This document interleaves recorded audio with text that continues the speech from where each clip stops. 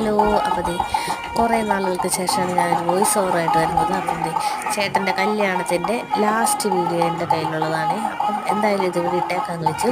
അപ്പോൾ ചേട്ടൻ്റെ കല്യാണത്തിൻ്റെ സമയത്ത് ഞാൻ കരഞ്ഞുകൊണ്ട് നിൽക്കണം ഫോട്ടോ കണ്ട് ഒത്തിരി പേരെന്നെ വന്ന് കളിയാക്കിയിട്ടുണ്ടായിരുന്നു. അപ്പം ചേട്ടൻ്റെ കല്യാണമായതുകൊണ്ട് അനിയത്തി ഇനി പഠിക്ക് പുറത്താണ്, അതുകൊണ്ടാണ് അവൾ നിന്ന് കരഞ്ഞത്. അങ്ങനെയാണ് ഇങ്ങനെയാണ്, ആദ്യമായിട്ടാണ് സ്വന്തം ആങ്ങളയുടെ കല്യാണത്തിന് ഒരാൾ കരഞ്ഞുകൊണ്ട് നിൽക്കണേ എന്നൊക്കെ പറഞ്ഞ് എന്നെ വന്ന് ഒത്തിരി പേര് കുറ്റപ്പെടുത്തിയിട്ടുണ്ടായിരുന്നു.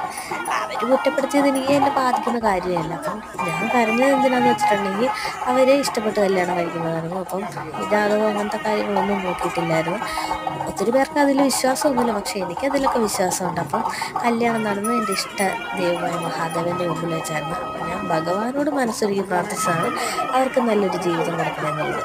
കളിയാക്കിയവരവിടെ കിടന്ന് കളിയാക്കട്ടെ, എന്നെ എന്തായാലും അത് ബാധിക്കില്ല. അപ്പം അടുത്തൊരു വീഡിയോ ആയിട്ട് വരുന്നത് വരെ ഓക്കെ, താങ്ക് യു.